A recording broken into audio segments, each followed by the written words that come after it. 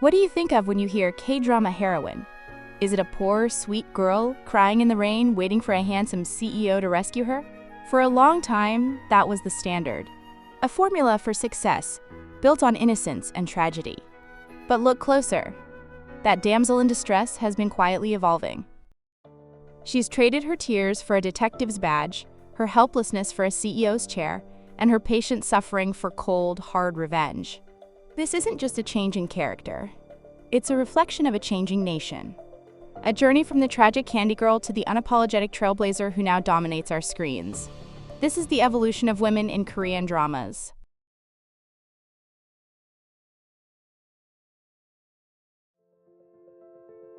Let's rewind to the turn of the millennium, a time when South Korea was healing from the 1997 Asian financial crisis. Escapism was the drug of choice, and K-dramas delivered the ultimate fantasy, the Cinderella story, starring its queen, the candy girl. This archetype was defined by her virtuous suffering. And the high priestess of this tragedy was Cheon-seo from the classic tearjerker Autumn in My Heart, and Han Jung-seo from Stairway to Heaven. Cheon-seo in Autumn in My Heart is a masterclass in melodrama, switched at birth, a disapproving rich family, forbidden love, and, of course, a terminal illness. Her agency, her ability to make choices, is almost zero. She is a passive character to whom things happen. Her greatest strength is her ability to endure suffering beautifully, until a man can swoop in to either save her or mourn her. Han Jung-seo in Stairway to Heaven is less of a character and more of a vessel for every conceivable tragedy. She faces a wicked stepmother and stepsister straight out of a grim fairy tale. She is hit by a car, develops amnesia, and years later, just as she finds happiness, she is diagnosed with the same eye cancer that took her mother. Played by Choi-soo, who was famously nicknamed the Queen of Tears. Jung-seo's entire existence revolved around her unwavering devotion to her one true love and her incredible capacity to endure pain. This reinforced a Neo-Confucian ideal, the perfect woman who is pure, patient, and endures hardship gracefully until a man can determine her fate, and audiences wept for her by the millions. Together, these two dramas cemented the formula. A heroine's value was not in her actions, but in her reaction to suffering. She was kind, she was passive, and she was destined for tragedy. This was the ideal woman on screen, and audiences were captivated by her beautiful, heartbreaking sorrow.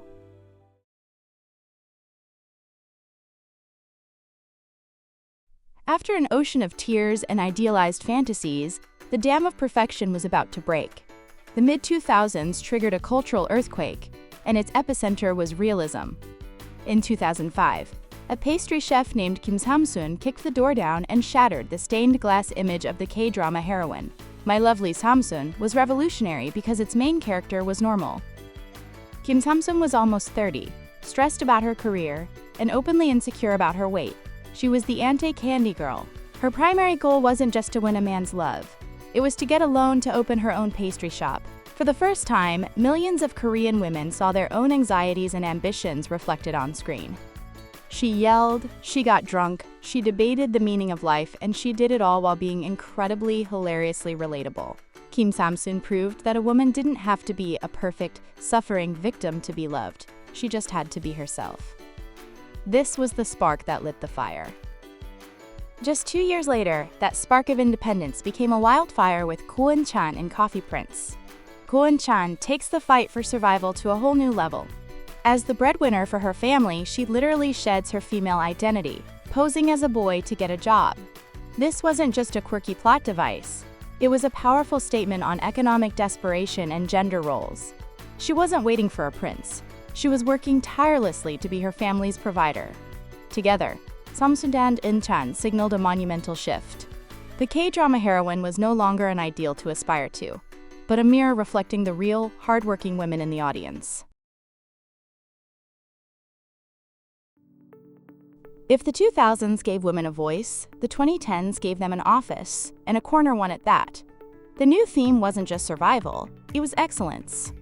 The K-drama heroine was no longer just a love interest who happened to have a job. She was a professional whose career defined her and drove the entire plot. In the gritty male-dominated world of crime thrillers, Detective Cha Soo-hyun from Signal stands as a titan of competence. Cha Soo-hyun is not a sidekick. She is a brilliant, respected, and commanding leader of a cold case squad. Her trauma from the past doesn't make her a helpless victim. It fuels her relentless drive for justice. Her emotional journey is tied to her work and her deep-seated desire to solve the cases that haunt her. She showed that a female character's story could be driven by her career and intellect, not just her heart. And then there were the heroines of 2019's Search, WWW. The story follows three ambitious career-driven women as they navigate corporate rivalries, ethics of technology, personal ambitions, and relationships, especially how they maintain agency in a male-dominated world. Petami, played by Im Soo-jung, embodies the archetype of the independent, career-driven women who question societal expectations of women in their late 30s. Taeyeon, played by Lee Da-hee, represents the modern woman who refuses to compromise her values, yet yearns for authentic personal connection. Song Ga-kyung, played by Chun Hye-jin, illustrates the cost of ambition in a patriarchal system. A woman with brilliance and drive, whose choices are constrained by societal and familial expectations. The core relationships are not romantic triangles, but professional rivalries and friendships among women. These women, from the precinct to the boardroom, showed that a heroine's story could be driven by her intellect and ambition. They weren't just a part of the system anymore, they were the ones running it.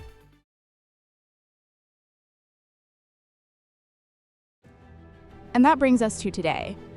The evolution has reached its most radical phase. The modern K-drama heroine is not just relatable or competent. She is unapologetic. She doesn't just bend rules. She shatters them. She confronts trauma, challenges social taboos, and carves her own path. Consequences be damned. And no one embodies this trailblazing spirit more fiercely than Moon Dong-eun from The Glory.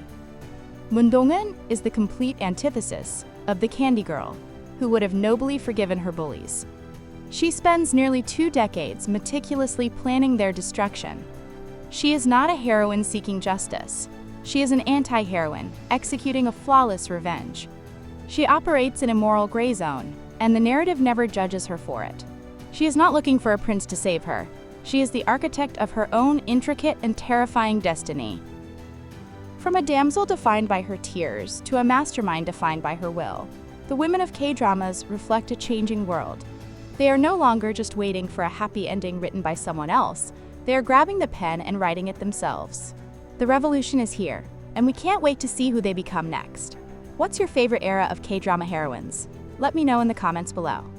And don't forget to like and subscribe for more deep dives into the world of K-drama. Thanks for watching.